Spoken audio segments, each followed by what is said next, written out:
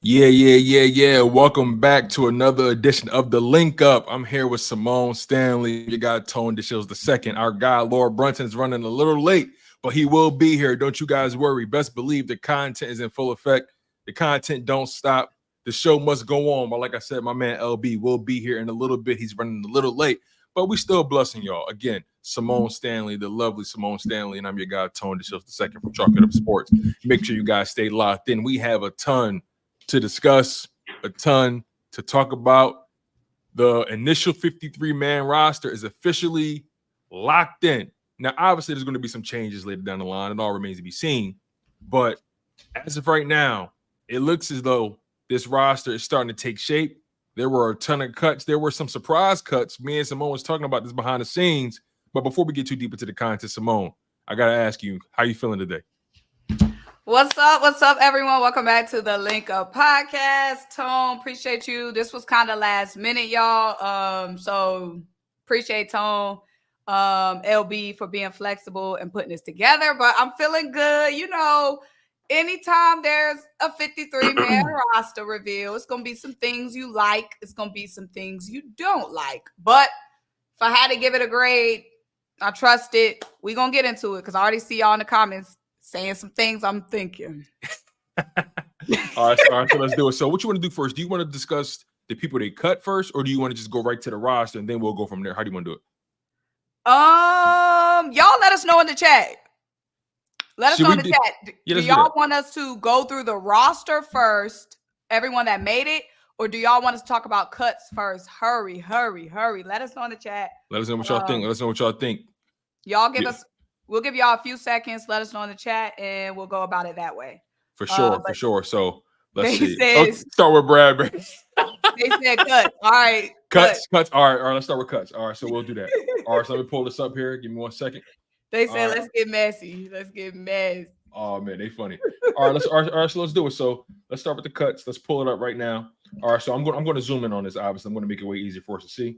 Give me 1 second. But there were a handful of.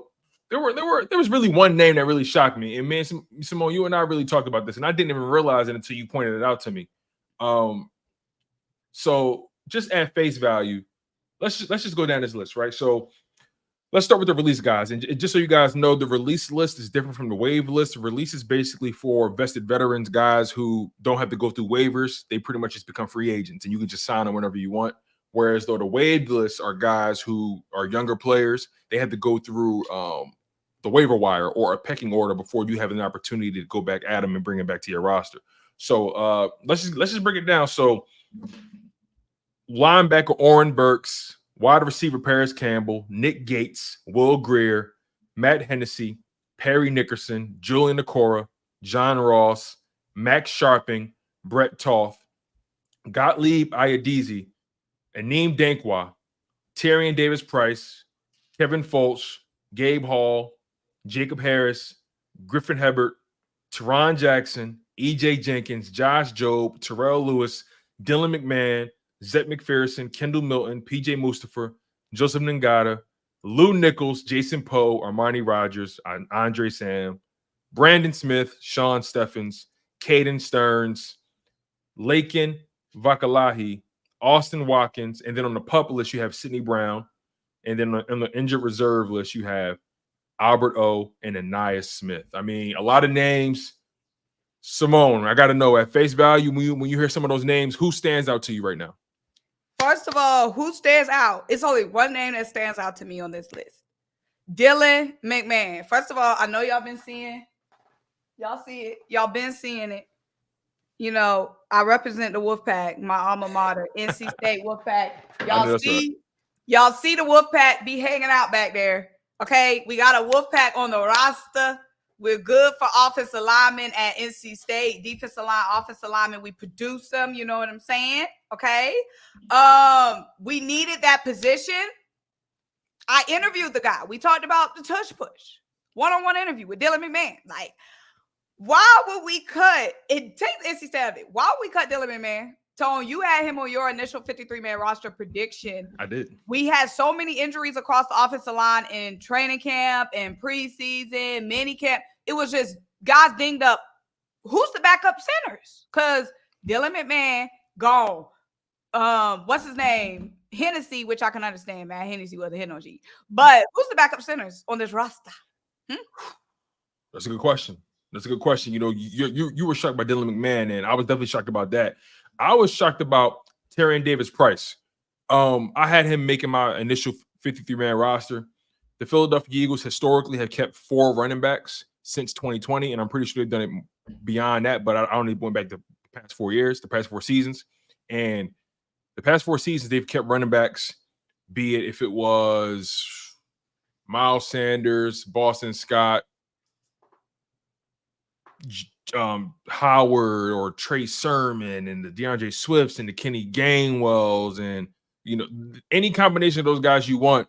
They've always kept 4 running backs. You know, the Jason Huntleys, right? Remember that?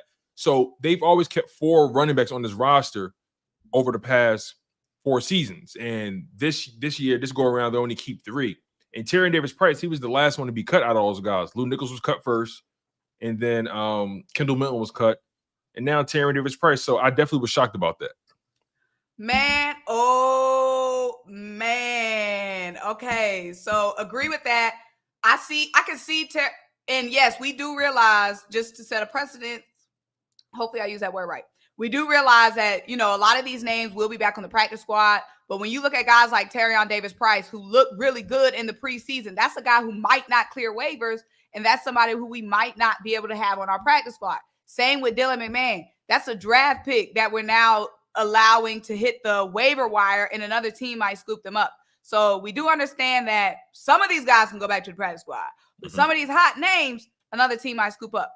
But I see a lot of people in the comments talking about Paris Campbell. I'm pretty sure both of us, Tone, had Paris Campbell getting cut on our predictions. Yes. Yeah. So that's not a shock to us. You can get into that because they're talking about that in the comments. Yeah, I definitely thought Paris Campbell wouldn't make, but he didn't make my initial 53-man roster. But I did have Anaya Smith making it, which he technically didn't. He got placed on IR, and I think we talked about this. I can't remember, but I did mention how there were maybe a couple scenarios where Anaya Smith and or Paris Campbell will or would not make this roster, right? Because I thought, okay, if Anaya Smith doesn't make it, if they find some unique way to stash him, then that may mean Paris Campbell gets the roster spot. But they completely just nixed that, and they went with 5 wide receivers when I thought they would bring up 6. You know, John Ross was cut initially, and then Paris Campbell and, you know, Anaya Smith was on IR. As a matter of fact, we found out Anaya Smith will be on IR, yesterday? Something like that? Yeah. So when I saw that, I was like, okay, then that means Paris Campbell is going to get the spot. But yeah, I thought it was going to be Anaya Smith making the roster, Paris Campbell, John Ross, and them boys out. But when they announced that, like you said, that we were putting Anaya Smith on IR, I did think that was an opportunity. Oh, they're going to keep Paris Campbell. Shoot, they ain't want Paris Campbell regardless. They said it ain't about the other boys. We just don't want him on his roster. Yeah, and that's, you killing me, yo. You killing me. He said the roster. Whole time we thought that Paris Campbell was contingent upon somebody else, but no, straight up, they wasn't keeping him no matter what. Exactly. And, you know, obviously Sidney Brown, he's on the PUP list. He doesn't count towards your roster. He's going to be on the roster, though. I mean, he's a talented player. He's going to miss the first 4 weeks. We might not see him until week 6, week 7, because, you know, the Eagles got a week 5 bye. So, obviously Sidney Brown, that situation is what it is. The Albert O situation is fascinating to me because I'm trying to figure out what he got on this franchise. Like, I haven't seen him do nothing, and he keep finding a way to still get a paycheck. I don't get it. He got dirt on somebody, for sure. I was surprised that we weren't going into the season with 3 tight ends. Yes. With EJ Jenkins getting waived. I saw Jack Stoll got released today, and some people are like, well, maybe we're trying to bring Jack Stoll back. I don't know. Maybe, I don't know. But we do have Johnny Wilson, so maybe it's like, oh, we're going to use Johnny Wilson sometimes at tight end. But I guess Albert O, they like Albert O better than Eli Jenkins, and he's going to be our 3rd tight end when he heals up. Yeah, EJ Jenkins, that surprised me too. I thought EJ, and we're going to get to your super chats, by the way, you guys. You know how we do it. We're going to do it on the back end of the show. Make sure you guys stay locked in. You're tuned into the Link Up with Symone Stanley, Lord Brunson, and Tony DeShields II. Our guy Lord Brunson is running a little late. He will be here shortly. But yeah, as a matter of fact, let's get to the roster and see what it looks like, right? Let's do that. You know who we gotta start with. Here we go. You want to start on defense? You know who they want us to start with. Let's go get the people what they want. All right, let's do it. So when it comes to this DB room, we got every goddamn body, bruh.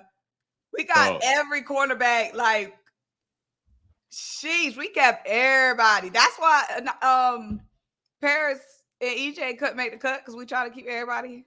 Yeah, that's why Terrian didn't make the cut. EJ, Dylan. Like, it's a few guys that I just got wrong. Like Dylan McMahon, Terrian Davis-Price, EJ Jenkins, Anaya Smith. I got those guys flat out wrong. But on defense, I was pretty accurate. I just didn't add certain players. But obviously, when you get guys on offense, clearly this team felt like they were deeper on defense than they were on offense. That's what it tells me. They felt like they had a lot of talent on defense that they couldn't afford to lose, which tells me that they know that they can't afford to be bad on defense. They got to give themselves enough bullets in the gun on defense. Hence why you still got Bradbury in his roster. Hence why Tristan McCullum is elevated. Eli Ricks, right? But obviously the name James Bradbury sticks out. The rumor is that there's still a chance they may move him somehow. I'm not seeing it. I heard another rumor that teams don't see him as a starting corner anymore. And he's still very early in the stages in terms of his development as safety. He's a hard player to move right now. So they made that shit up.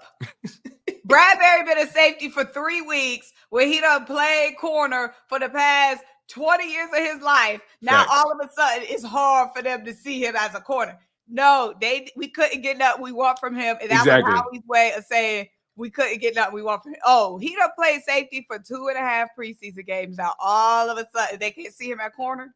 Come on. I thought the whole thing from the beginning was a sham. Like, just the whole fact of, oh yeah, we're going to move him to safety. It was Bradbury's idea, all that kind of stuff. I'm like, let's be honest about this. This DB room got deep overnight after that draft, and he can't run with them young boys. That's the reality. He can't run with them young guys. When you look at that DB room outside of James Bradbury, it's all that youth. Outside of Bradbury and Slay, it's so much youth. Reed Blankenship, Cooper DeJean, Vontae Maddox, Eli Ricks, Keely Ringo, Isaiah Rodgers, Quinyon Mitchell. I mean, he can't run with those dudes. Like that cornerback room is so crowded. There was no way that the Philadelphia Eagles felt like they could go forward with James Bradbury. I mean, draft night told you everything. Especially when it was at the expense. Him having that roster spot is somebody else not having a spot. Like, we talk about Dylan McMahon. We talk about EJ Jenkins. We talk about, some people talking about Josh Jobe. I don't mind Josh Jobe being good. I don't know what y'all talking about in the chat. But Terrion Davis-Price. When we talk about these other players being cut and Bradbury got a spot. Now. A lot of people are saying, okay, he still can get traded. Mm-hmm. When Sidney Brown comes off the list, Bradbury going to be gone. Trade would be great. But us keeping him and like, oh, when Sidney Brown gets back, he'll take a spot. That doesn't negate the fact that he's still taking someone's spot for the first 4 weeks of the season. Mm-hmm. That we could be getting some real production out of. I see somebody saying... Go ahead. We're not going to be playing James Bradbury over. We shouldn't be playing James Bradbury over Tristan McCullum. Nah, I like Tristan. I like Tristan a lot. He's physical. He plays fast. Pretty good ball skills too. So I like Tristan McCullum. So is he just keeping that spot warm until Sidney get off the list? That don't make sense. That's a good question because my mindset is you clearly couldn't trade him. You don't plan on playing him really. Why is he here? What's the goal? What's the end game here? Because the money already guaranteed this year. You already ate it. It is what it is. Now, yeah, the money is gone regardless. Right. If you cut him, you could avoid paying him the 2025 salary. You can avoid that. But I mean, 2024 is already locked in. So what's your mindset here? Are you looking at it as, well, I'm paying him anyway? I'll just keep him on the roster until I could do something with him? Like, what's your mindset? What's your thinking here? And look, we still got about a week and some change until the opening game. My man Pro Fan Talk, and I'm gonna be live with him later on. He says they trying to make the best out of a bad situation. Oh man, oh brother, I don't know, man. I don't know, but overall though, when you look at the DB room at face value, it's pretty deep, right? Obviously, very deep. You know, just focus on the positives, right? Darius Slay, Isaiah Rodgers, Keely Ringo, Eli Ricks, Quinyon Mitchell, Tristan McCullum, Avonte Maddox, who I felt like deserved a roster spot. So glad he's on his roster. CJ GJ, Cooper DeJean, Reed Blankenship, Bradbury. I'm predicting a lot of big nickel situations with this team because obviously their linebackers aren't really known for covering. In those obvious pass situations, I think they're going to try to get Avonte Maddox on that field as being that extra safety, that extra DB on the field. What's your thoughts on that? I'm sorry, I was texting. No, you good. You good. What you said? Basically, Avonte Maddox, right? What do you think their vision is for him as far as trying to get him on the field? Like, yeah. I really feel like the versatility that we saw from Maddox in the preseason games, being able to play safety, being able to play in the slot, like that versatility shows. So he can be on the floor at safety. He could be on the floor at slot. And I'm really glad Maddox made the roster because I know after the draft and we picked up DBs after free agency and some of the DBs that are now cut was, making some moves as undrafted free agents, though it was looking a little shaky for Maddox. But I think, those preseason games really solidify him. And, with the lack of depth, quote unquote, that we do have at safety, it's good to know that he could be there making plays. Exactly. I agree. I think this defense is going to be better than what people think. Let's get into other parts of the defense, right? We talked about the D-backs. Before we leave D-backs, I got one last thing to say. Let's do it. Y'all need to stop talking shit about Bradbury. He on the roster now. He here. He ain't going nowhere. He a part of the fold. They talk about I need to pay attention. My bad, y'all. My bad. I got 60 texts. Crazy. I got a couple of group chats that's on fire right now. Listen, Symone is an established. Hey, y'all, it's the reporter. Work day, y'all. It's 4:40 on a Tuesday. This the work day. I still got to do a little work. Facts. She got some stuff to write up. She got some people to interview. Yeah, she got some stuff going on. But yeah, until y'all have heard so many players saying that we mean as Eagles fans, especially this offseason. So y'all be nice to James Bradbury until he's officially not an Eagle. He's one of ours, so stop talking shit. Yeah, because here's the thing. No, here's another thing too, right? Bradbury never gave us no issues. He's professional. He don't call nobody out. He don't disrespect the fan base. He come in, show up to work. He works hard. You know what I'm saying? He's very transparent in his interviews. He gives you guys a full scope into what he's thinking as far as like how things are going in the process.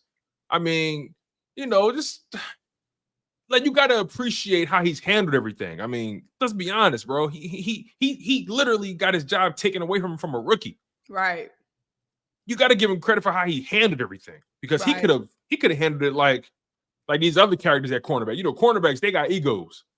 He could have handled it. He could have handled it very differently. So I give him credit for that. We'll see how this thing goes. And besides, it's not like James Bradbury is taking a spot from a DB that we wanted on the roster. You feel what I'm saying? So that's how I look at it. We'll see how it goes. But some people may argue, well, James Bradbury took Dylan McMahon's spot or took EJ Jenkins' spot or whatever it may be. We'll see how this thing pans out. Who knows what the long-term plan is? But I wouldn't put it past Harry Roseman to make a move after today. And I think they're having a press conference as we speak. I'll have to check that out when I get the chance. But those press conferences, they only tell you about so much anyway. So let's since we started with the DBs, let's go backwards, right? Let's start with let's get with the linebackers now, right? At linebacker, they kept Zach Bond, Nakobe Dean, Jeremiah Trotter Jr., Ben Van Sumeren, Devin White. Any surprises? Anybody that you didn't think would make it? Anybody you thought that anybody that stands out to you on this list right now?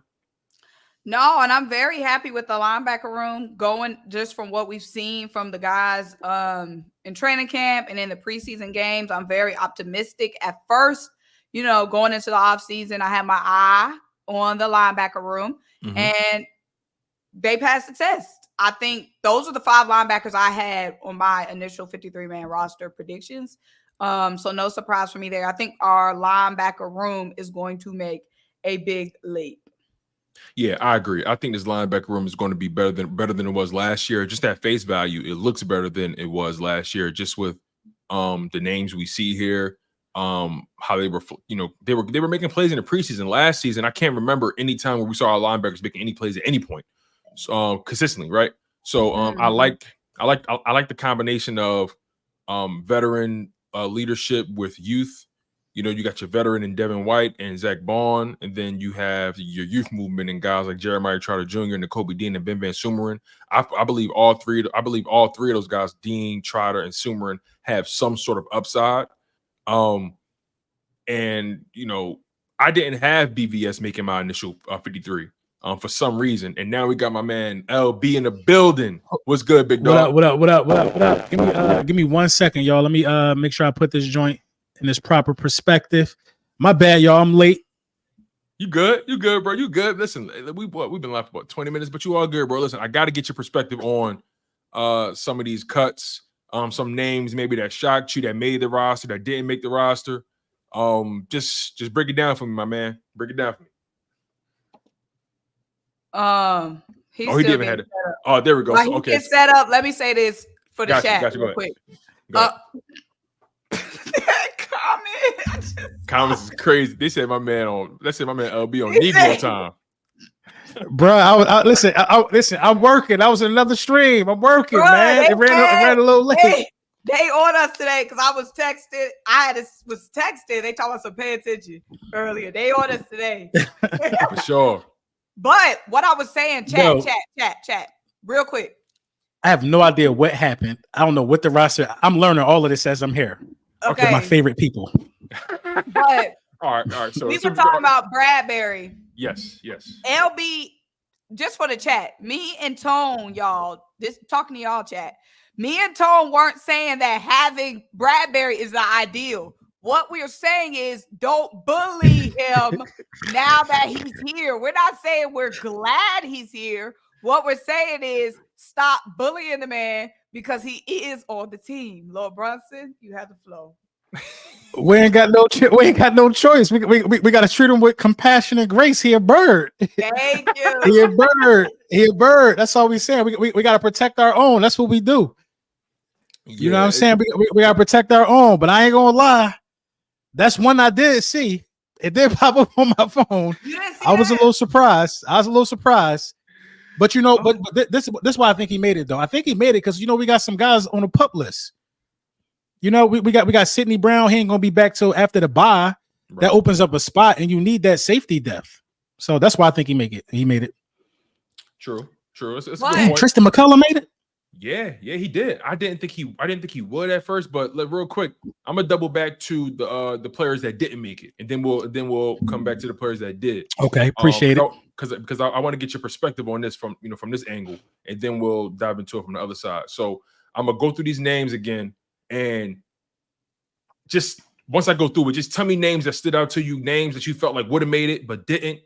Names that you felt like rightfully so they shouldn't have made it. So I'm just gonna go through it real quick. So we got Oren Burks here, Paris Campbell, Nick Gates, Will Greer, Matt Hennessy, Perry Nickerson, Julian Okora, John Ross, Matt Sharping, Brett Toth. Then we got Gottlieb Ayadizi, Aneem Dankwa, Tyrion Davis Price, Kevin Folsch, Gabe Hall, Jacob Harris, Griffin Hebert, Taron Jackson, EJ Jenkins, Josh Jobe, Terrell Lewis, Dylan McMahon, Zach McPherson, Kendall Milton, PJ Mustafa, Joseph Ngata, Lou Nichols, Jason Poe, Armani Rogers, Andre Sam, Brandon Smith, Sean Steffens, Caden Stearns, Lakin Vakalahi, Austin Watkins, and then you got Sidney Brown on the pup list, and you got Albert O and Anaya Smith on injured reserve. So LB, you have the floor, man. Just give me your raw thoughts about this roster cut list. EJ Jenkins should be on that. EJ Jenkins should have made the roster. You got to look at the tight end depth in its totality, man. You got what's the dude Albert O? he on IR. Mm-hmm. Grant Calcaterra. You know, I got to remain respectful because he ain't hurt yet. You know what I'm saying? Grant Calcaterra. Right. So I think EJ Jenkins should have definitely made the list. And what's my other guy, the wide receiver? Them the two biggest snubs, I feel like. But it's like, who do you cut in their place? You talking about is he Campbell? Campbell should have made the list. Oh, Paris Campbell should have made the list. Paris Campbell should have made this list. My guy, the linebacker, where he at? Julian Okora. I like some things I've seen out of him, but those are my three biggest ones. You know, John Ross wasn't bad, but Paris Campbell is actually good, and we didn't do him this. He didn't do himself no favors by not being able to be in the preseason. Mm-hmm. Yeah, that's true. That's true. You know, I agree with you. The EJ Jenkins angle, I really thought he would make this roster. Right. The fact they only elevated 2 tight ends is damning to me. And remember, I think we had a conversation a while back about the tight end position and whether we was worried about it or not. I think I'm worried now. Now. Do y'all see it a situation where they're like, maybe they're going to be experimenting with Johnny? They didn't even do that in training camp. They didn't even do that in training camp. So why? That's the part that kind of confused me, right? They didn't even try that in training camp. So you know what I mean, but he running around here shooting it down though, Tone, as a rookie. I'm a wide receiver, bruh. You whatever we say, you got to help the team. You feel me? We got a Super Bowl on the line. You are whatever we need you to be. So I'm a wide receiver, bro. You're not the fastest. You bigger than the average wide receiver. Go make some of this tight end bread. You could be a Kyle Pitts, but bruh, he need to transition over. That was funny. He said, "You whatever we say you is." What happened to those guys back in the day that said, "I'll do whatever to help the team"?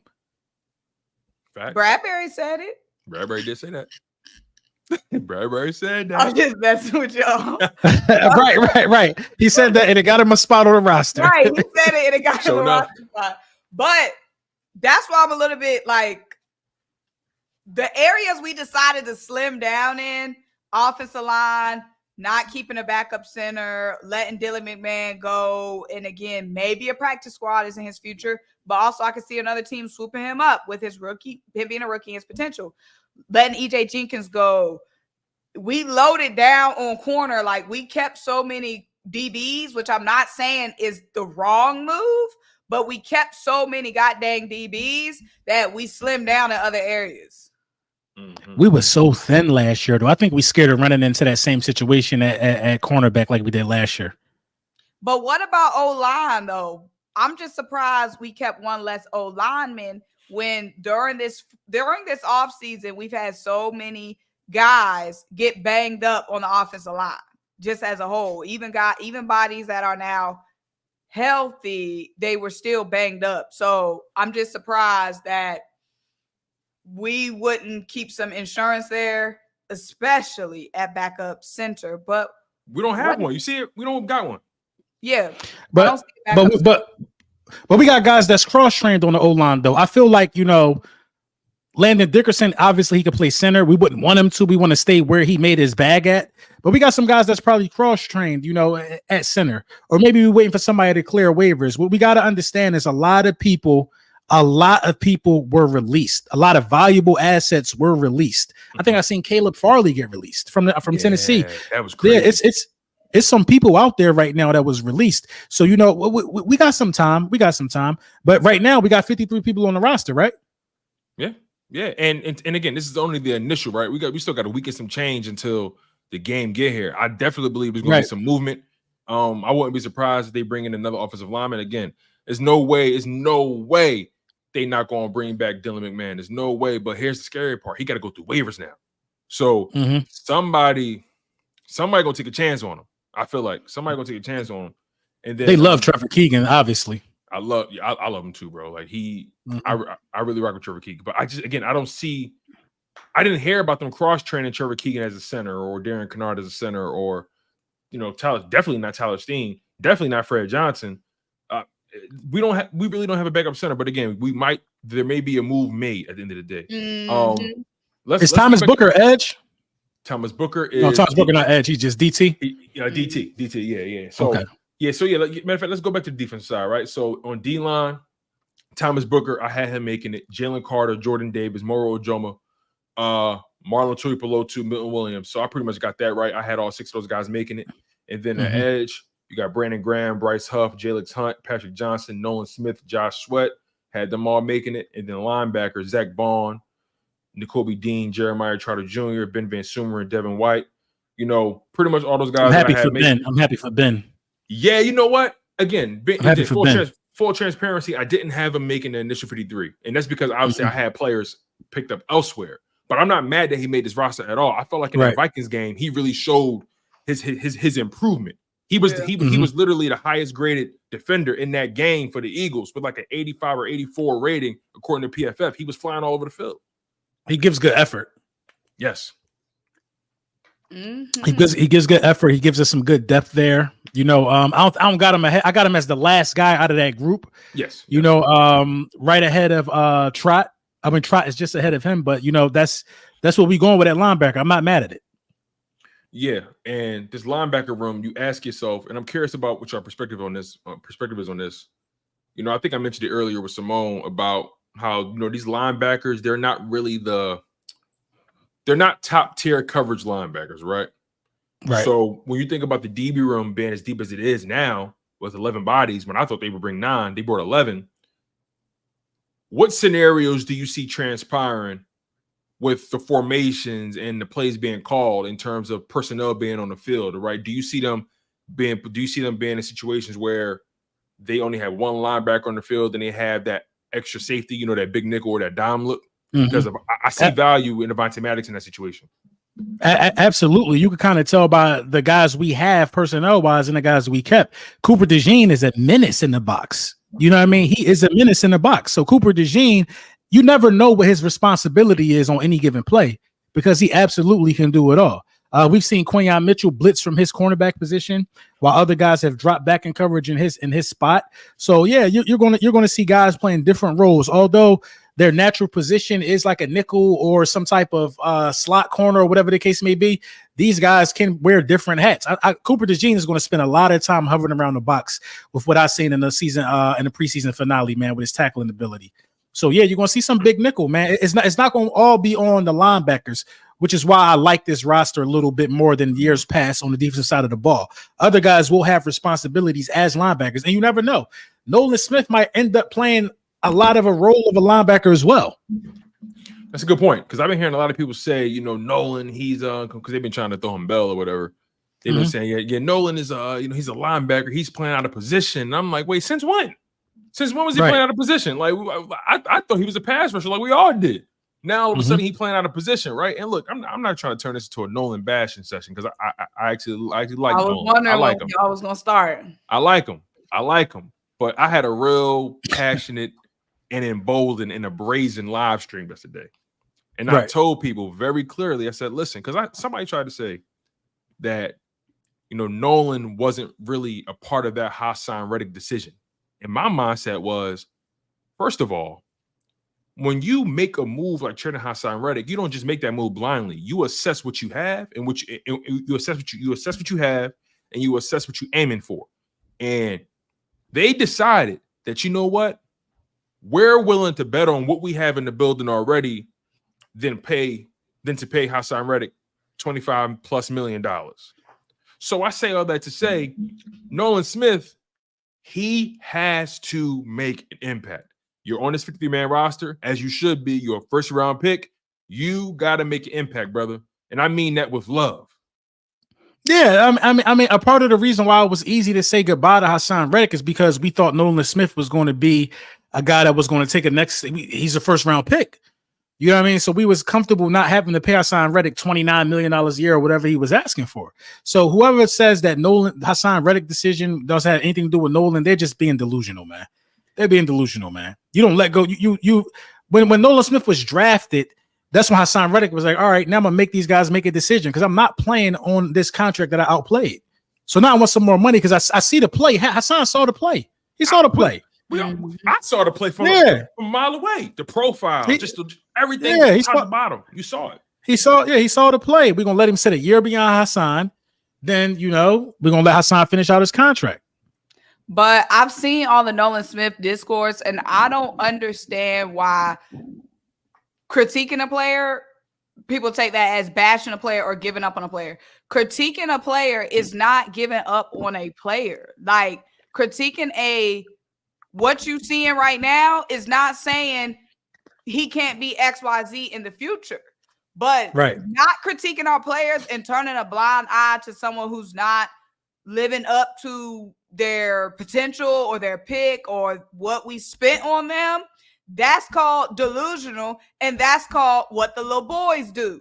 We want to act like we different from them, but if we just praise and love and act like everything's sweet with our players, that's the same thing that we complain and clown the little boys for doing. Critiquing somebody and saying, I thought we was going to be getting more production, or I thought we was going to be seeing more development at this point, is not hating on somebody. And it's not saying they can't change in the future. And also, please don't sit up here and act like now all of a sudden they want to separate Hassan Reddick from Nolan Smith's situation. However, after the draft, if we still have every single one of y'all comments, and we love y'all, we have all y'all comments documented. Just like y'all say, oh, y'all said this 5 months ago on this video. Y'all comments are still posted too. And if my memory serves me correct, I remember every single one of y'all, a baby Hassan Reddick. Nolan Smith baby Hassan Reddick. We got 2 Hassan Reddicks. Oh, he's just like Hassan. Hassan said he sees himself in Nolan Smith. Now, fast forward to 2024. Who said he was Hassan Reddick? You know what I'm saying? Who said that? Y'all did. He was drafted to be paired with Hassan Reddick. What are we talking about? In a way, but Hassan was not about to play on that price, and I don't blame him, man. I don't blame him. I feel sorry for him. Yeah, I mean, I don't blame him either. And then you know, to call it what it is, to take it a step further, they basically was playing chicken with both Hassan Reddick and Josh Sweat. They both was on the trade block. They said, listen, whoever comes to the table first, they get their money. You know what I'm saying? And Josh Sweat clearly didn't have the same kind of leverage that Hassan Reddick had. So therefore, he had to be a little bit more compromising. Hence why he took the restructure and took the little $10 million, on the arm. You get what I'm saying? And Hassan Reddick was like, nah. So therefore, that's why Josh Sweat is still here. If Hassan Reddick was the one that came back and was a little bit more flexible, then Josh Sweat would have been going. It was pretty much a game of chicken. Whoever gave up first, they keep their job. And obviously, Hassan Reddick is in the situation he's in. But regardless, though, we got to focus on the people that's here. And Nolan Smith, Jalix Hunt, these young guys, these young Bryce Huff, we watching them. And the pressure is definitely on. I gotta ask y'all something though. This DT room, right? You look at it, how do you feel? Because I'm starting to see these narratives pop up about, where's the pass rush going to come from? The pass rush, I think, is going to come. I think it's going to come from the creativity of Vic Fangio. It's not going to be on one group. I think it's going to be a collective schema. I think this year the Philadelphia Eagles are going to approach pressure from a schematic standpoint. We're just not going to line up with 4 guys and tell them guys to go at it and try to get to the quarterback. It's going to be schematically and strategically done.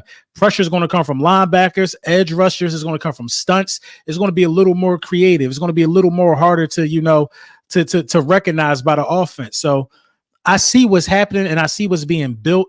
Now, as far as the defensive tackle room, I just don't like the lack of experience there. I just feel like you're missing an OG. You're missing like a Linval Joseph, an Ndama Kasu. You're missing just a big OG who don't care about what weight he come into camp. You know what I'm saying? You that's what I'm saying. You're missing your bouncer. You ain't got no bouncer. You're missing an OG who got like 9 years in, he just big. He don't care about what weight he come into camp. He ain't trying to keep his weight down. He don't care about nothing. He just know that when a ball snapped, he's going to clog up the middle of that defense and cause havoc. You're missing an OG. That's all I'm saying. And I think they need to look at that. They need to look into that. Do you see them adding to it? Like, because again, we still got a week of some change. Matter of fact, let me ask you from this angle. What moves, if any moves, do you anticipate Harry Roseman making at this point, at this juncture? What do you think he's thinking about right now? What position group What player is he thinking about moving on from? Just give me your breakdown of what you expect or what you're thinking Howie Roseman is thinking about right now. I think Howie Roseman is looking to make something shake in the tight end room. He has to be. It's no way you feel comfortable going into the season. Where's tight ends at? It's no way you feel. It's no way you feel comfortable with that, because Grant Calcaterra, man, he's a good offensive guy. You know what I mean? He's a good route running tight end. He's one of those tight ends. Grant Calcaterra necessarily is not an extension of the offensive line in terms of blocking and stuff like that. Correct. So you got to go get you missing an OG. Dallas Goedert can kind of do it all, but you missing the guy that could be an extra blocker out there. You know what I'm saying? Having Grant Calcaterra out there on some plays where he's just called to be an extra blocker, it just don't necessarily make any sense, because he's best suited. You're missing, like, what's the dude that the Giants just released? Our guy Jack Stoll. Stoll was just a hard-nosed extra blocker for real. Just a physical dude. Yeah, just that's physical. You're missing that. Yeah, you're missing that. I think that could be the play. Edge, I think you're probably missing like another veteran there. But it's tough to say, man. It's really tough to say, honestly. It's tough to say. I see definitely tight end, which we talked about earlier before you was on, LB. Mm-hmm. Definitely tight end. Maybe, like I said, I know we have versatility across the offensive line. I know we can plug and play. Yeah. But we don't have a bona fide backup center. So if I'm looking at stuff, I can see that on the line. Definitely tight end too. And like you were saying, possibly a vet at DT. Mm-hmm. That's definitely something to look at as well, because the leaders of that room is now Jalen Carter and Jordan Davis. And that does not mean Jalen Carter and Jordan Davis cannot lead a successful room. Pressure, though. We just have to see it, y'all. Because I know y'all know. And Milton's there, too. Milton is OG in that room, too. I mean, he a young vet, Yeah. He in the contract year. He entered his 4th season contract, money on the line for him. So he definitely want to make something shake. Yeah, Milton Williams is going to be extended by week 3. Let's stay there for a second, because I'm under the impression, I don't have nothing to substantiate this, but I'm under this impression that the Eagles came to him and wanted to give him something, and I just got this sneaky feeling that he was like, nah, I think I'm gonna wait a little bit. I think I want to try to whack y'all for a little bit more than what y'all offering me.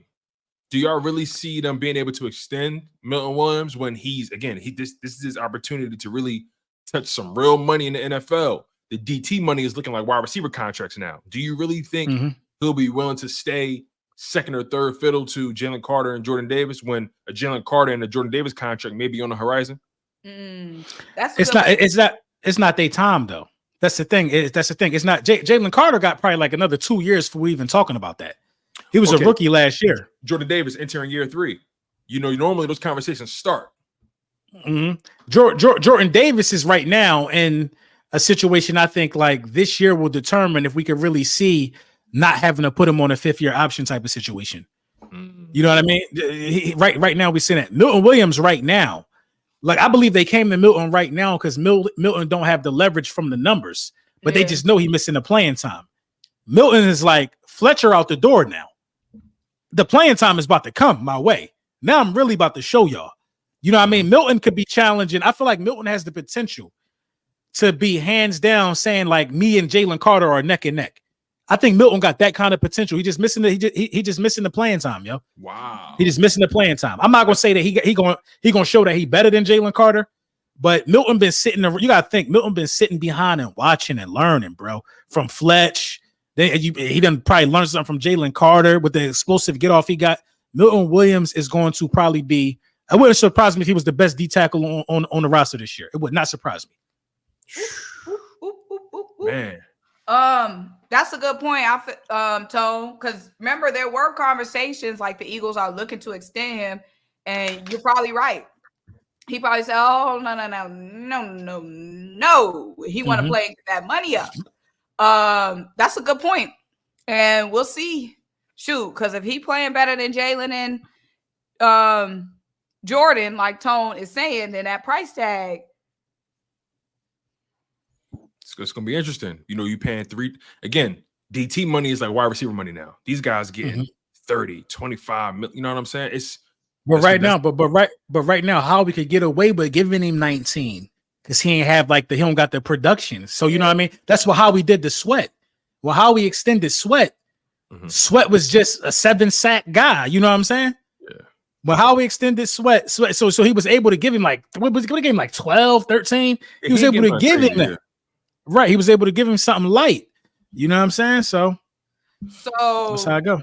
How are y'all feeling? Because when we talked about what we felt like how he could maybe plug in, what positions he might be looking to still fill, I see most people in the comments are talking about the edge rushers. Are y'all comfortable with edge? I'm comfortable with Huff and Sweat and BG. I'm comfortable with that rotation off the edge.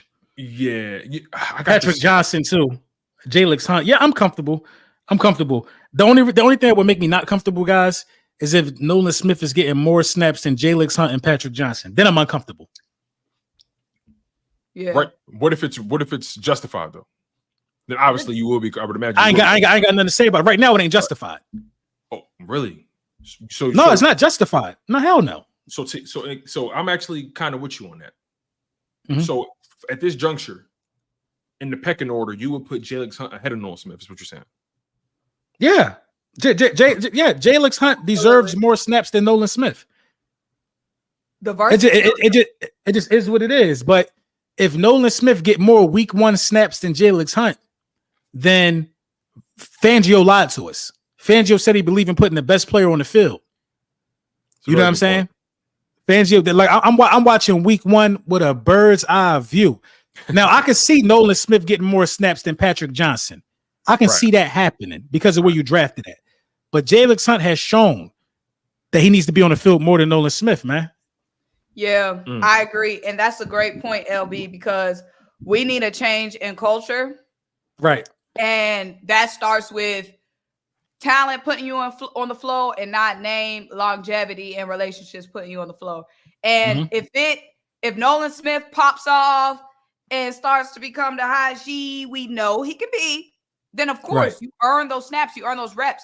But going into week 1, based off what we've seen from this off season, Jalix Hunt deserves more reps than Nolan Smith. There's no debate. There's no doubt about it. And that's not shade, hating, giving up. We want the most talent and the most talented on the floor each and every week. And if Nolan Smith continues to develop, then put him out there. Like, to us, it ain't about the name. It's about the game, baby. Some people be too caught up in the name. Facts. It's about who got game. Right. Or yes, I'll take it a step further. I'll take it a step further. I feel like the organization gets a little wrapped up in draft placement. Yeah. You know, feeling like we have to play this guy because where he was drafted at. That's a very good point. I had a problem with that for a long time. I said we need a culture change, bringing in Kellen, bringing in Vic, 2 fresh minds in the Eagles organization. We hear Vic Fangio talking the talk, like you said, LB, in the press conferences. Everybody has to earn their spot, yada, yada, yada. We heard Devin White saying the same thing about Vic, everybody having to earn their spot, Bryce Huff. So that has been the conversation that's been relayed to the defense. And we are going to see week 1 whether that was all talk or if it was facts, because we need to see Jalix Hunt more than Nolan Smith week 1. We need to be seeing Tristan McCullum more than we are seeing James Bradbury. So look, y'all. I know we tied on time. I know Symone, you got something to do at 5:30. So this is what we're going to do. Let's transition to the super chats, right? Because we got plenty of those, and that always take up a good amount of time. Let's get to those. Obviously we got a lot more to discuss. You guys are locked in on the link up with Symone Stanley, Laura Brunson. Make sure you guys stay locked in, smash that like button, stay engaged. You guys, the content only gets better. We appreciate y'all for being here, man. A lot to talk about. This thing is going to continue to develop. This roster is far from finished. Expect moves from Harry Roseman. Expect it. So let's get to the super chats. We know y'all been waiting patiently, and y'all definitely paid for them, and we are grateful. So let's keep this thing going. Now, Shep, my man Shep, first one up. He says, like I said earlier, Tone, Eli Ricks will be needed. and I believe that he will show up when he's most needed. Fly Eagles fly. You know, it's funny. I initially didn't have Did Eli make it? my roster. Yeah, he made it. He made it. I initially didn't have him making. I didn't have him making it though. I really didn't. And then when I saw that Vikings game, I was like, yeah, I don't know if he's making it. Same. But here we are. At the expense of, appreciate the super chat, Shep, but that's what we were saying. Like, I didn't have Ricks making the roster. I can see, of course, why he did. Still young potential. Mm-hmm. Y'all love them long arms. But that's a guy, EJ Jenkins, not making it. Like, when somebody making it, that's somebody getting shaved off. So now that's why we having to look extra at the tight end room. Like, was it really worth going in? Let's say this is the final roster. Is it worth going in with only 2 tight ends to that battle with injuries frequently and having Eli and Bradbury on the roster? Yeah, it's not. It's not because Eli. Well, we obviously we know it's not. But Eli. This is my thing with the Eli Ricks being here. I like Eli Ricks being here, but we have so many needs, kind of like small needs, that I feel like Eli Ricks is one of those guys who's just one dimensional. He only could give you really outside cornerback reps. You know what I mean? That's why, like, you could have really like parted ways with Eli Ricks. It would have hurt, but you got dual usable, cornerbacks who could play slot, who could get down near the box and play on the outside. And you could have kept EJ Jenkins. So I don't know. We'll see. But they got a plan. We're gonna see how it works.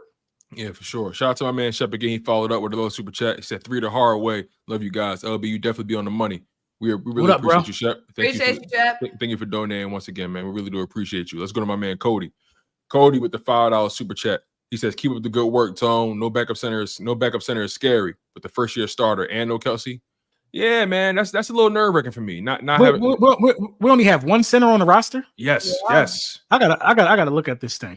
We have one true center on the roster. We got a bunch of guards that maybe Jeff Stoutland can get together as a center. Yes, not including the starters, right? These are the guys that made the roster, not including the starters. Fred Johnson, who I expected. Trevor Keegan, who I expected. Darian Trevor Kennard. Keegan, a guard? Trevor Keegan is a guard. He's a guard. Left guard, as a matter of fact. Darian Kennard, who I expected. And I think Trevor Keegan could play center. And Tyler Steen. So Trevor Keegan, Darian Kennard, Tyler Steen, and Fred Johnson made it. No Dylan McMahon, the boy we drafted from NC State. I thought he would make it. What about the bull we got from he just won a natty. Trevor Keegan. That's Keegan. Yeah, he a center. Keegan a center.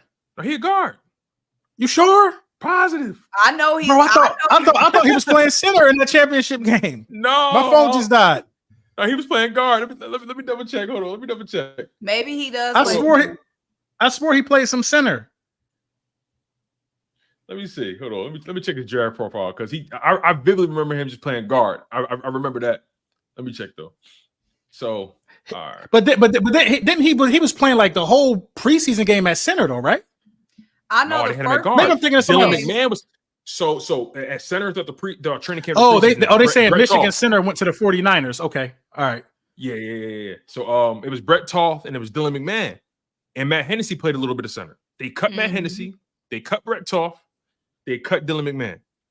This the thing, y'all. And Stoutland we trust.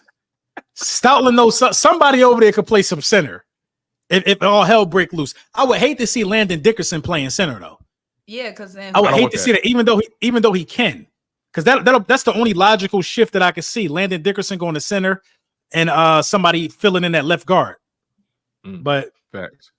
Shout out to my man Cody. Thank you again for the $5 super chat, bro. We really appreciate you. Appreciate you, Cody. Larry Love with the $4.99 super chat. He says Josh Jobe should have been cut. I don't understand what they ever see in him. And backup center going to be Nick Gates. So Josh Jobe was cut. Right. I'm about to say what? Josh Jobe made his roster? Yeah, Larry. So Josh Jobe was cut, and Nick Gates was also cut as well. To your point though about him being backup center, it's very plausible the Philadelphia Eagles dip back into the waiver wire or the free agency pool and bring back one of those guys. Howie Roseman is notoriously known for making under the table deals and telling guys, "Hey, don't pack your bags yet. I'm calling you, okay?" So, but our ops got to be watching this close. If you're a real op of the Eagles, you need to sign them centers. So how we can't go back and get them? Exactly. If you're a real op. You know what I mean? Facts. Shout out to my man Larry Love for the $4.99 super chat. Appreciate you, bro. And he followed it up with another. Oh, Larry spending that money. Larry said, got "Come." money. He said, what is it? Tuesday? Oh no, it ain't payday yet. Larry said, "Come on, y'all." Well, with the 999 super chat, he says, "Come on, y'all. We all know how we don't like being wrong. It's the only reason why Bradbury's here. Look how long he hung on to JJ, the umbrella man. How JJ was on a rookie deal though. Bradbury True. getting a sack. Bradbury, and Bradbury isn't one of our draft picks. But right, and it wouldn't even would have cost us much after June 1. Yeah. The fate was already sealed. They only would have lost maybe what, like 8 or 7 million if they would have cut him, because the money this year is already guaranteed. That's why James ain't stressing right now. The money already locked in this year. That's why James answering all the questions in the interviews. You know, he been real transparent. He been a team player. He ain't got nothing to, hey, listen, man, the money gonna be there. I want to know what I want to see the piece of film that they saw in preseason that said, "Let's keep James Bradbury." Because it ain't like he was cooking in preseason, in my opinion. But moving along. Mm-hmm. But it's crazy, all the old bulls getting cut, bruh. Quiz got cut today. Quiz Watkins got cut. You really surprised though? No. Boston Scott got cut. No matter if you know what that tells me. That tells me we was wrong holding on to guys for that long. Because Boston, I ain't got a problem with Boston. I ain't gonna lie, I ain't got a problem with Boston. Yeah, I don't got a problem with Boston. But Quez, I was watching one of them Steelers games. He fumbled on a punt. I'm like, bro, come on, man. We only held him as rookie deal.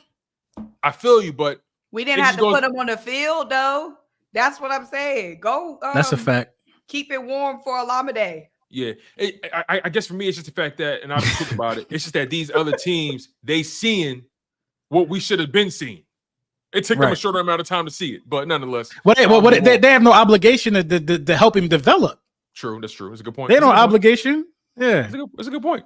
That's a good point. And I mean, Quez did outplay Jalen Reagor, so I give him some love. What was our obligation to put him back in that game? Larry Love, man, we said Larry Love back with it. He back with it with the 499 super chat. He said Jalen Hunt is the hidden gem. I agree with that 100%. Jalen Hunt is the hidden gem. It will surprise all of us and Milton Williams, but I think we still need another linebacker that can play out in coverage. I ain't mad about that logic though. I think you still need a linebacker that you trust out there, to say the least. If as a matter of fact, speaking to his point, is there any linebacker that you trust remotely in coverage? I trust Trotter in coverage. I trust Trotter in coverage a little bit, and I trust Devin White in coverage because he got the speed to run with a running back. So if he can anticipate, and he got the speed to get there. So I trust them too. Yeah. Larry Love still spending bread. Larry Love got money. Hey man, Larry Love got some good points. Hey, listen, Larry Love spreading the love. War with the 499 super chat, or as LB would say, War V. Paris and EJ should have made it for show, but who do y'all think should have been cut instead? Brad. But to eat the 8 mil? No. Not for Paris. They ate more. They ate more than that before. I'm fine with Paris. Yeah. Cut. Paris Campbell being cut. I had Paris Campbell cut on my prediction, and you missed when we talked about this, LB. But me and Tone was saying we thought it was Aniyah Smith or Paris Campbell, right? But once they put Aniyah Smith on IR and still cut Paris Campbell, that just goes to show they was never considering keeping Paris Campbell on the roster. It wasn't even considered. Yeah, that's why after Jahan Dotson, the Paris thing was done. It was done. Yeah. It was done. Because I think they would have kept him had they not traded for Jahan Dotson. I feel that. Shout out to War V, man. We appreciate you, bro. Appreciate JJ you, with the $2 super chat. Someone you want to read this one? What do you think about picking up Ernest Jones? For what price? He a free agent? No, he actually, JJ, he actually just got traded to the Titans. From the Rams. It was that linebacker from the Rams, and he supposedly was a starter last year. He got traded for a 5th round pick to the Titans. So earlier today. Yeah. So he's looking for a new contract. I think so. Yeah, I think so. It was a contract situation. Yeah. See, we can't bring in anybody who want bread. Exactly, and you know how we. That's our problem because we ain't spending no bread there at all. You know how that go. And appreciate you, JJ. I'm curious now that we there real quick. If Devin White have a great season, do you think Howie give him another year or two, or give him something? We have to. Devin White trying to break the bank. Yeah, he is. Devin White is trying to have a season that's going to say I should get like a 3-year extension worth blah, blah, blah. They might try and break the bank. And I don't think we keeping him regardless. I think this is just his opportunity to put on a good audition for whoever want to keep him. And I feel that. Shout out to my man Michael Felder with the $10 donation. Michael, man. Appreciate you, Michael. Devin White. Another great collab, my guy. Appreciate you, Michael. Another one, my guy, Michael. They told me to stop pocket watching, so and another one. No, I'm pocket watching. I appreciate you, Michael. Right, Michael got money. I'm pocket watching for sure. Michael dropped 30 ball. That's my guy. You see with the OG hurt season bucket on. That's the OG. Oh yeah. Shout out to my man, my man. Larry Love with another one. He said, "I'm sick. Kateri's Tony gets away. We missed it." He buns. I think Kadarius Toney got like a work ethic issue though. He got all the talent in the world. I just think he's lazy or something. There gotta be something to that. Then when they got Xavier Worthy, I knew it was up for him. Bro, listen, I knew it was up for him when he had that Instagram live where all you saw was his teeth in the dark, looking like a demon. Like I knew it was up for him. I knew it was up, man. That boy. He went to practice with no shoes, barefoot, running around, crazy, like a Flintstone. When he got drafted by the Giants. I'm like, man, he got a couple screws loose. Bro, I've been knew something was up with ball, man. And it was crazy because when the Giants drafted him, they really thought they had one. And I was like, nah, you should. He was on a lot of people's lists, though. He was on a lot of people's lists for being one of them ones. He was. That's true. Let's go to War again. He says, who was y'all with the 499 super chat? He says, who was y'all under the radar player y'all looking forward to seeing this year? Mine's is Jalix Hunt. That boy a dog, hidden gem. Anybody y'all got other than him? Jalix Hunt for show. I'm gonna have to break it out. BG. My lucky BG. My lucky BG. I think he going off this year. I think B getting 10. I got a feeling. You know what I'm saying? I got this feeling going out with 10. A bang. I got a feeling. I would say Jalix. Okay, if I have to pick another one, I don't know if this even counts as under the radar.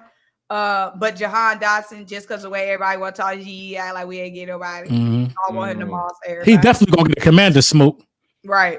For sure. You know, in his press conference, he said, "Yeah, I mean, it was, it's not really no beef or no issues until we play him." So I was like, that's lit. I like that mindset. Instead of just saying, "Oh, it's all business," I got nothing. See, I like what we doing. We got somebody that gotta cook the Giants. Saquon gotta cook them. Buddy gotta cook the Commanders, and the whole group gotta cook Dallas. Facts. I like that.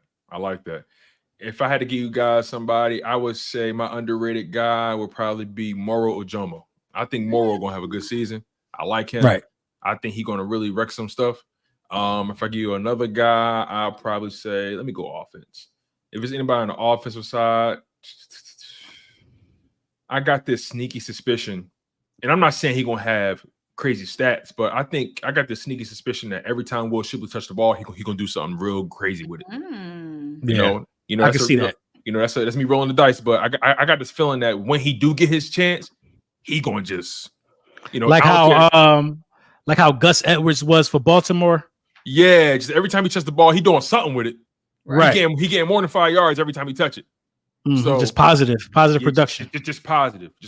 And I wouldn't be surprised if they use Kenny Gainwell or Will Shipley or Saquon Barkley, any combination of that, in like those 2 running back sets, those 21 personnel sets. You know what I mean? So we'll see. All right, let's go to the next one.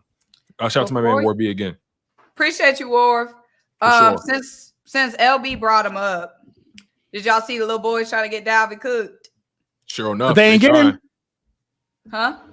He's still trying. Right? Oh, okay. Yeah, he visited today. He gonna sign. You know he is. He a running back. What happened to Dalvin Cook last season? I'm not even trying to be funny. Got picked up by the Ravens. I don't know. I think did he get injured? He got picked up by the Ravens in the playoffs. Yeah, he wasn't never injured. What happened with Dalvin Cook was Aaron Rodgers got hurt. Then he became a forgotten man because first he was with the Jets. Yes. We was like, yo, they about to be crazy. Then the whole season went under. The whole offense was cooked. Yeah, the whole offense was cooked. So yeah, that's the only thing that happened. I think he got more left in the tank than Zeke. And then Breece Hall got hurt too last year. He was out for the season, I think, if I'm not mistaken. So right. He pretty much had some issues all across the board. Wilson. Interesting. I'll keep my eye on that. You know, little boys have to be I think the offensive line gonna be butt though, so it don't even matter. Yeah, they lost Tyron Smith to the Jets, right? I think the offensive line will be butt. Yeah, I don't think Tyler Guyton is like that. He looked good. Everybody looked good going against Mozzie Smith. Mozzie Smith is butt. I ain't worried about no Tyler Guyton or Cooper BB. They starting 2 rookies on that O-line. They about to get treated this year. Our Sydney family from Australia holding it down with the $7.99 super chat. He says, "Good morning. Wednesday, 7 a.m. Just woke up. Did Jay Hunt really make the 53? Sure did. Of course. Yeah, of course he did. Good morning, Sid. Good morning. Good morning, Australia. Mike, good morning. All right, let's keep this joint going. Appreciate you, Sydney. And Shep with the final super chat before we get out of here. Got bread for sure. Shep cutting it, man. He cutting. Appreciate you, Shep. He says, what do y'all think about our special teams, being that we have new kickoff rules? That's a good question, actually. I think it's going to be a lot of run backs in the NFL in general. Yeah. That formation is not helpful, bro. I'm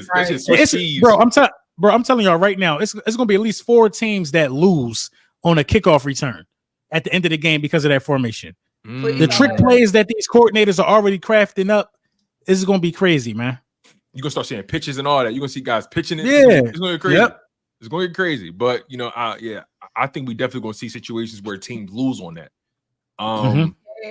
But we'll see. I mean, it does look weird still, though. Watching the preseason, it just look weird, but I kind of like it. It even looked weird on Madden. Oh, yeah. How was it on Madden? Yeah. How was it? It's different. It's different, man. I ain't gonna lie, it's different. I took one back to the crib yesterday. But I had like 5 taken back on me though. That's crazy. Like, man, it's crazy, yeah. For sure. Them boys been practicing and getting ready because the last thing I need is my heart snatched on a kick.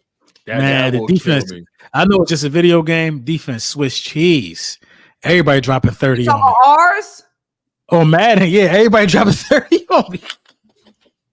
I know it's just a video game, y'all, but I'm like, man, it's frustrating because I'm dropping 30 too. Like the games I'm winning is like because I got the ball last. Because everybody, you know what I mean? Because I can't be stopped because the offense is crazy. Defense, barbecue. Damn. Well, Shep, I appreciate you for the super chat. we really appreciate all of y'all, man. Y'all came in on that's a fact. That's a fact. It came in on this impromptu live stream, man. We normally do it on Wednesdays, but we had to bless y'all today. It was crazy. I reached out to LB and Symone this morning. I said, listen. What's the move, man? What we doing? Because the 53, you know, we knew that was going to drop, and we always going to talk about it individually. So why not give it to y'all a day early since we gave it to y'all a day late last week? Facts. I love it, man. So again, we appreciate y'all. We appreciate y'all. Right, 2 weeks back to back. We ain't even touch it on Wednesday. Facts, man. We're gonna have a lot to talk about next week because next week the game gonna be on Friday. We link up next Wednesday. The energy gonna be high, man. I've been talking crazy, man. I've been telling people all season. I'm gonna have my keys to victory nice and loaded for that one. Tuesday because I'm gonna be gone Wednesday. Oh yeah, that's right. Yeah, you traveling, right? I'm scared. We can do it Tuesday. I'm cool with that. Damn, no, we take the computer, do it from the hotel room. Show us what the city looking like. I'm scared. You scared for that L. You scared for that L. You're nervous as hell. I know what you're scared for. But the thing that's crazy. So my mom's friend, she went to Florida State, diehard Florida State football fan. Her husband go to every Florida State game. They went to Ireland. And she been telling my mom about the Ireland trip and Florida State loses this past weekend. Now I'm scared because I'm like, dang. Yeah, I know you're scared. You done spent them rackies for the L. Nah, that would be crazy. But I'm gonna be out there for the home opener though. So we taking either way it go, Atlanta getting cooked. Either way it goes. So be thankful for that. So do y'all think I should do Wednesday? It's up to you. I'm flexible. Do Wednesday. Wait, that's next Wednesday? Yeah, next Wednesday, yeah. I get there like 8 o'clock though. What day is that actually? What's the time difference over there? It's an hour. We're in the same time zone?